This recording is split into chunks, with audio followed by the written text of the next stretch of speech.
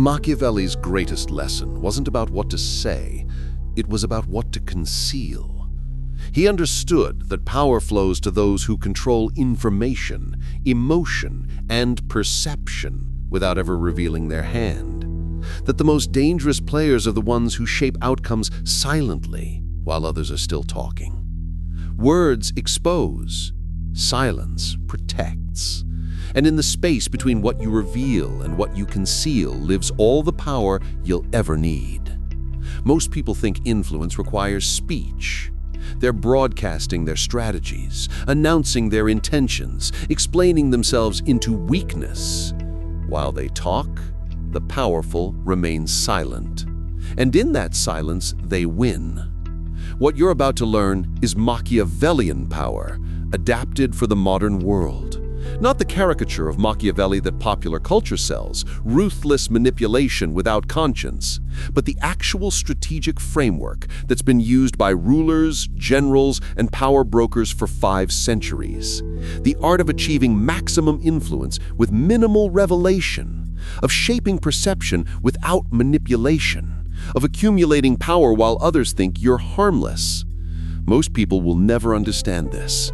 They'll spend their lives believing that power comes from being loud, assertive, dominant in obvious ways. But you're here because you already sense the deeper game, the one where silence isn't weakness, it's warfare. Where concealment isn't cowardice, it's strategy.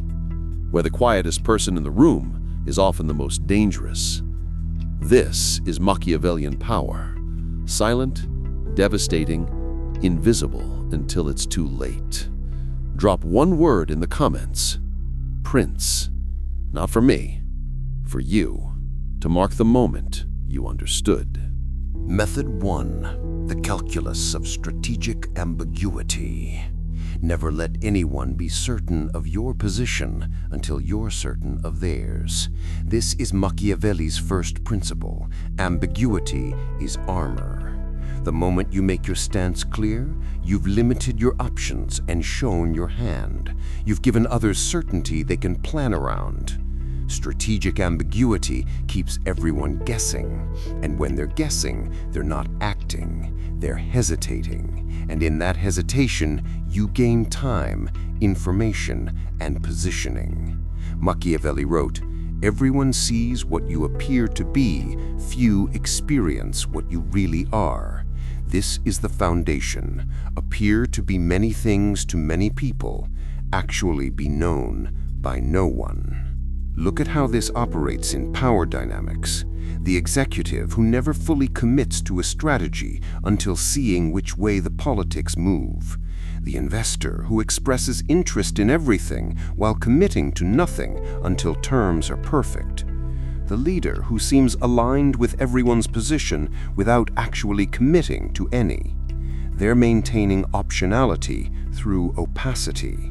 They can pivot in any direction because they never announced a direction. They can support whoever wins because they never opposed anyone definitively.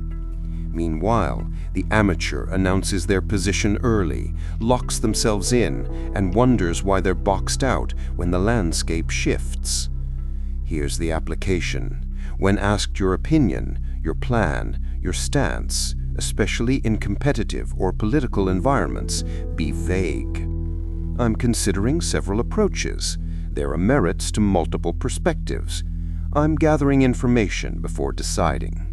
You're not being dishonest, you're being strategic. You're protecting optionality while gathering intelligence about where others stand.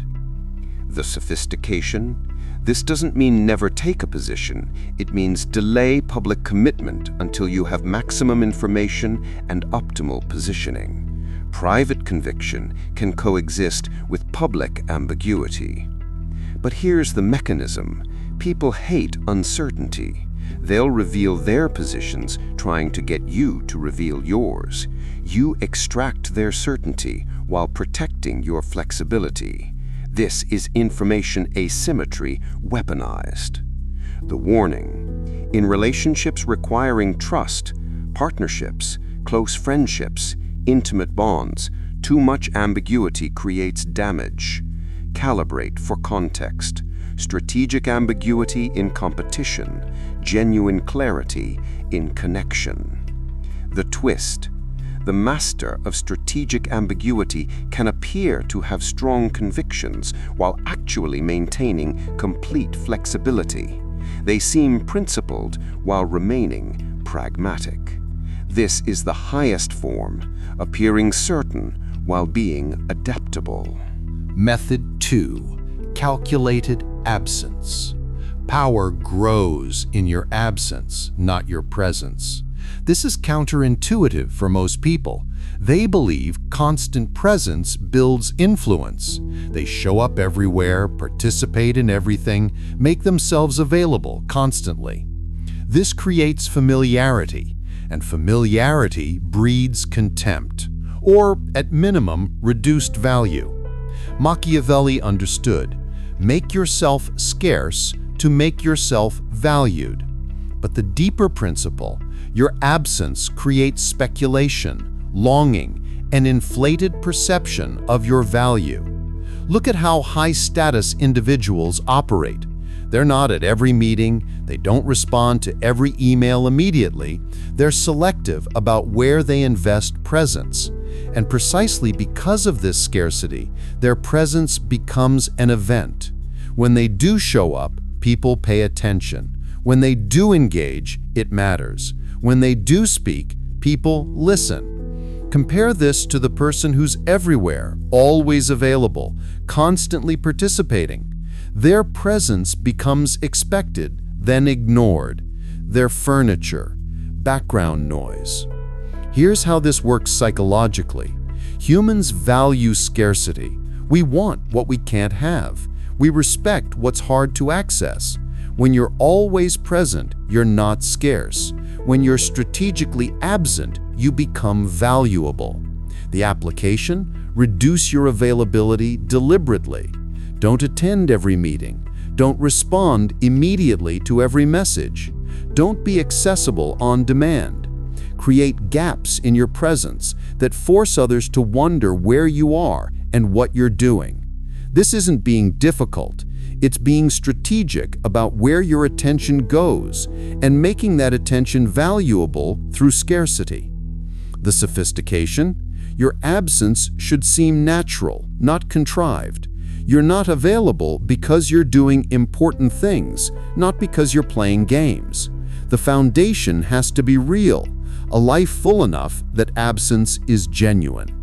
But here's the mechanism. In your absence, people fill the void with speculation. They imagine you're doing more important things with more important people.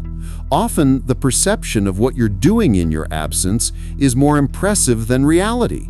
You're leveraging imagination. The warning: too much absence and you're forgotten, not valued. The balance is strategic scarcity, rare enough to be valuable, present enough to remain relevant.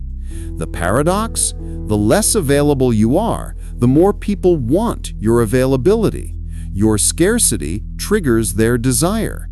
They begin competing for your presence rather than you competing for theirs.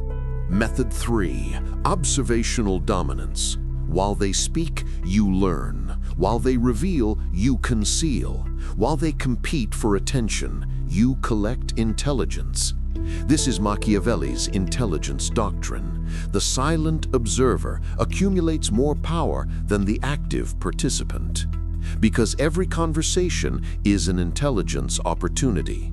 People reveal their strategies, their weaknesses, their priorities, their fears, all freely given to anyone disciplined enough to listen rather than talk.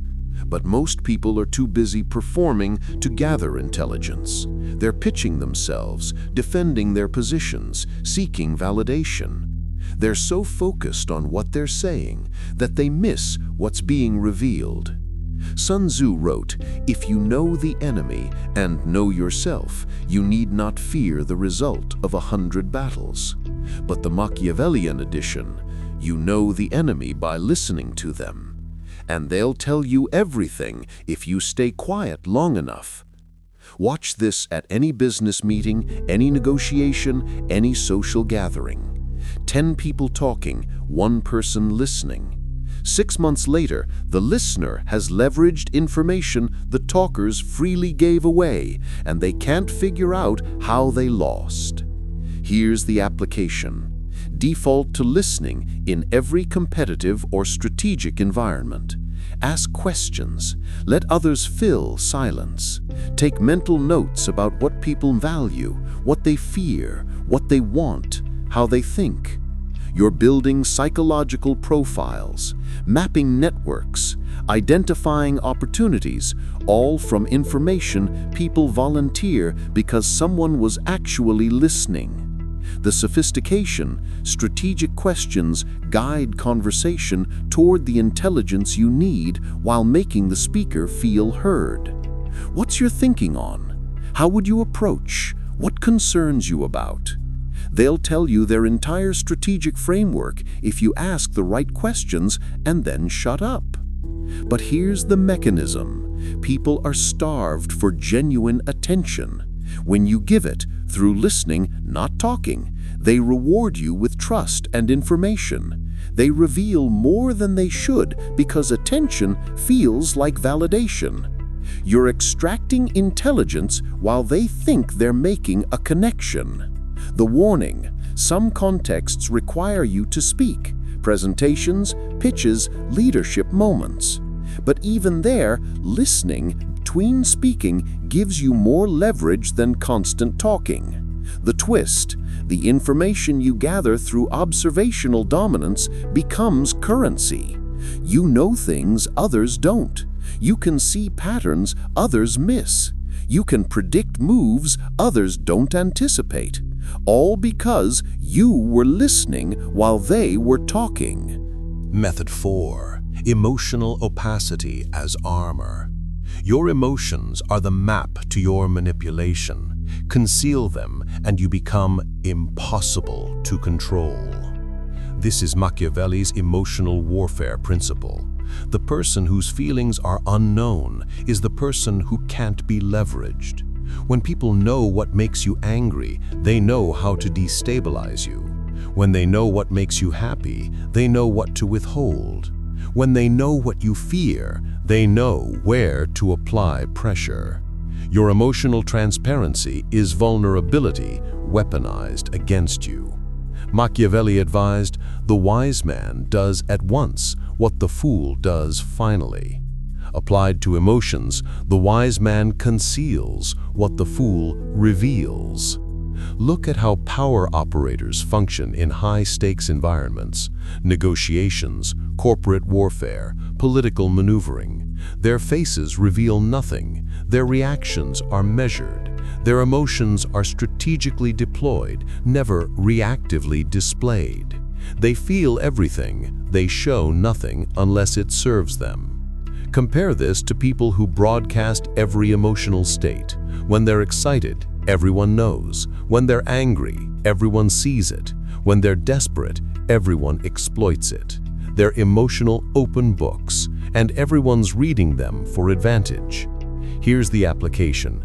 Develop a gap between internal experience and external display. Feel the emotion, acknowledge it internally, process it privately, then decide, consciously, whether revealing it serves your strategic interest. Most emotions don't need external expression to be valid internally. The sophistication. This isn't suppression. That's unhealthy and creates internal damage. This is delay and selection. You're choosing when and how to express, not whether to feel. The difference between controlling emotional display and suppressing emotional experience is everything.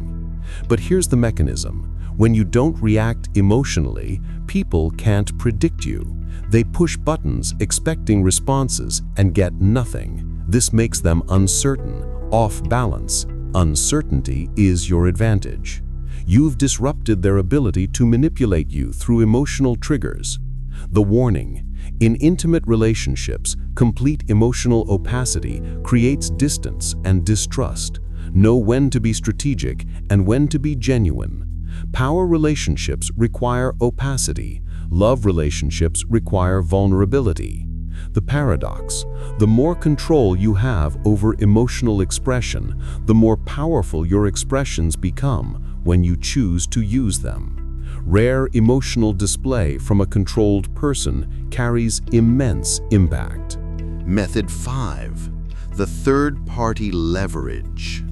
Never do what you can make others do for you, and never appear responsible for what others do on your behalf. This is Machiavelli's principle of distributed action. Power is most effective when its source is unclear. When you act directly, you're visible, you're accountable, you're targetable. When others act on your behalf, whether they know they're doing it or not, you get the outcome without the exposure. Machiavelli wrote explicitly, "It is much safer to be feared than loved." But he also understood, it's much safer to be neither if you can achieve your aims through others who are seen as responsible. Look at how political power actually works. The politician doesn't personally attack opponents, their surrogates do. The executive doesn't personally push out the rival, they create conditions where the rival leaves voluntarily. The strategist doesn't personally spread information, they ensure the right people have it and let them spread it. The outcome happens, the source is obscured, the power operates invisibly. Here's how this works. You identify what you want accomplished. Then you identify who can accomplish it for you. Then you create conditions through information, incentives, or positioning where they do it without you directing them. You're engineering outcomes rather than executing actions. The application. Before taking direct action, ask, can someone else do this for me? Can I create conditions where this happens naturally? Can I provide information that leads others to this conclusion? Often, indirect action through others is more effective and less costly than direct action yourself. The sophistication. The highest form is when people act in your interest while believing they're acting in their own. You've aligned incentives so thoroughly that your goals and theirs coincide. They achieve what you wanted while thinking it was their idea. But here's the mechanism. When others take visible action, they absorb the risk, the backlash, the consequences. You get the benefit without the cost. This is leverage at the strategic level. The warning. This can be deeply manipulative if used unethically. Machiavelli didn't have moral constraints. You should. Use this for legitimate aims, where interests genuinely align, not to exploit people for purely selfish ends. The twist. The people who act on your behalf often gain value from doing so, reputation, connections, outcomes they wanted anyway. When structured correctly, third-party leverage is mutual benefit with asymmetric risk distribution. Method 6. Strategic inconsistency. Predictability is weakness. Calculated unpredictability is power. This is Machiavelli's doctrine of strategic variation. Never let patterns of behavior become so established that others can predict and counter you. When people know how you'll respond, they've already planned around you. When they can't predict your response, they can't effectively plan. This uncertainty gives you massive advantage. Machiavelli observed, men are so simple and so ready to obey present necessities that one who deceives will always find those who allow themselves to be deceived. But add, and the most effective deception is being unpredictable even in your honesty. Look at how master negotiators operate. Sometimes they're aggressive, sometimes accommodating, sometimes they walk away, sometimes they compromise. There's no pattern to reverse engineer. Each situation gets a fresh response calibrated to that moment. Their unpredictability makes them impossible to game. You can't prepare for someone whose behavior you can't predict. Compare this to people who are completely consistent. They always compromise, or they're always aggressive, or they always seek consensus. Once you know their pattern, you can manipulate them perfectly. Here's the application. Vary your responses intentionally. Sometimes be generous, sometimes firm, sometimes patient, sometimes urgent. Don't develop signature behaviors that others can predict and exploit. You're creating strategic confusion that prevents others from developing effective counter-strategies. The sophistication.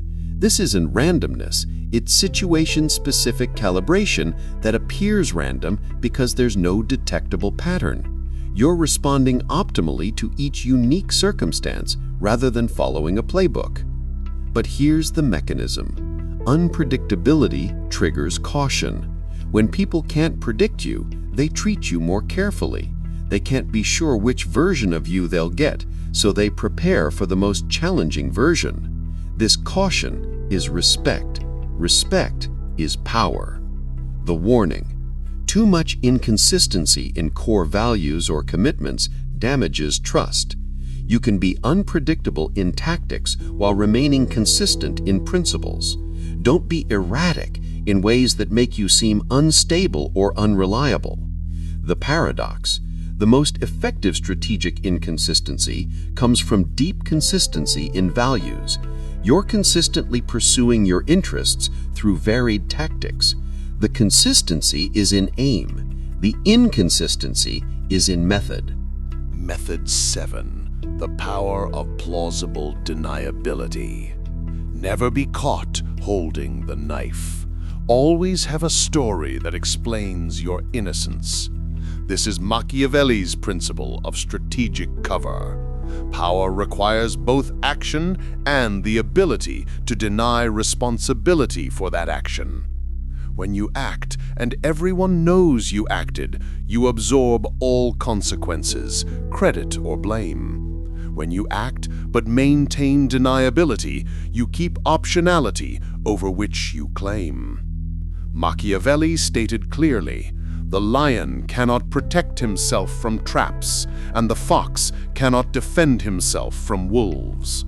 One must therefore be a fox to recognize traps and a lion to frighten wolves.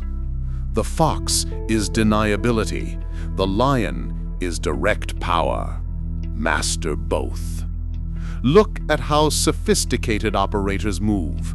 They're involved in outcomes that benefit them, but their involvement is structured so they can plausibly claim they weren't responsible, didn't know, weren't involved if things go wrong. If things go right, they can claim credit. If things go wrong, they have distance.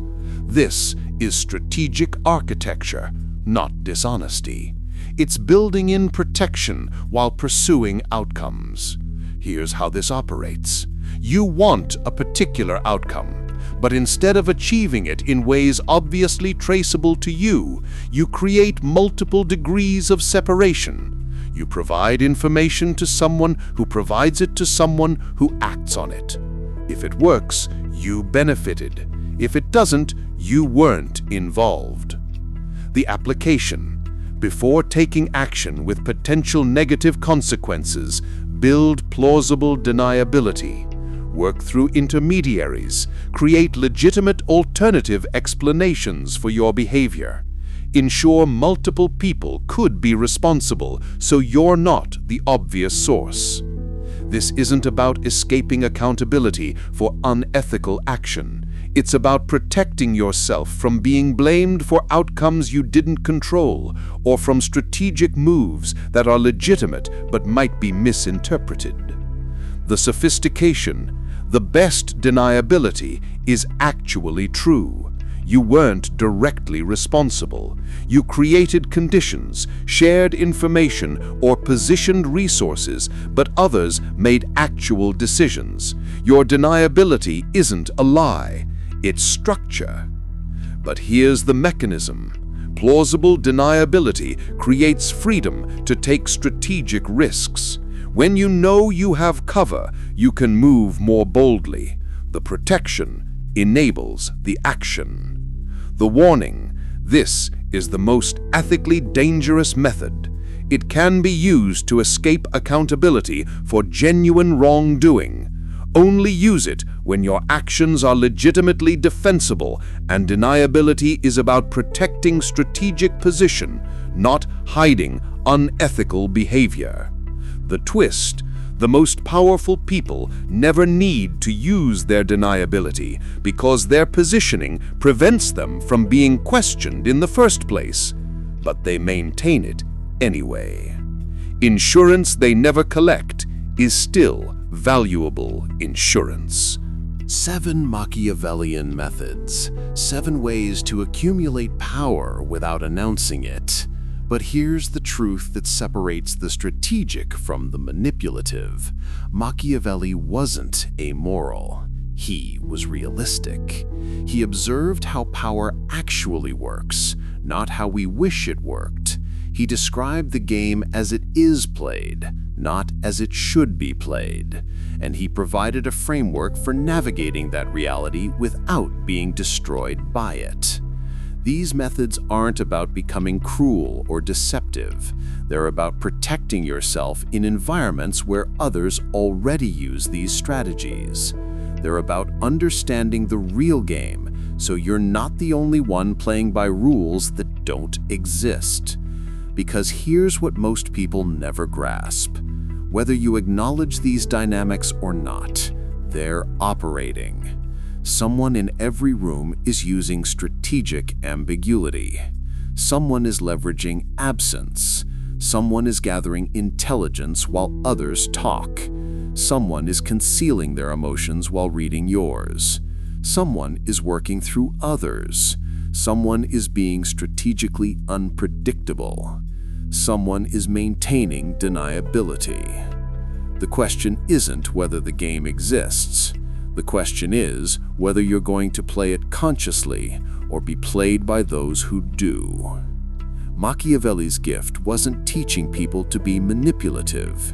It was revealing the manipulation that already exists so the ethical could survive in a world where the unethical operate freely. So use these methods with consciousness, with ethics, with recognition that power without principle is just tyranny waiting to collapse. But use them, because silence, properly weaponized, is the most powerful force in human interaction. Not the silence of cowardice, the silence of strategy. Not the silence of ignorance, the silence of intelligence. Not the silence of weakness, the silence of calculated strength. Most people will talk themselves into irrelevance, will broadcast their strategies and wonder why they fail, will be open books in a world of closed systems. But you understand now, power flows to those who control what's revealed and what's concealed, who shape perception without manipulation, who achieve outcomes without obvious action. This is Machiavellian power, silent, strategic, devastating. And in a world where everyone's talking, the quiet person who understands these principles doesn't just survive, they rule. Not through force, through framework, through understanding how power actually works and using that understanding with precision. The Prince was written 5 centuries ago, but human nature hasn't changed. The strategies that worked then work now, just more quietly, more subtly, more devastatingly. Be the quiet one. Be the strategic one. Be the one who understands. And watch how much you can accomplish without saying a word. The most dangerous power is the power no one knows you're using until it's already worked.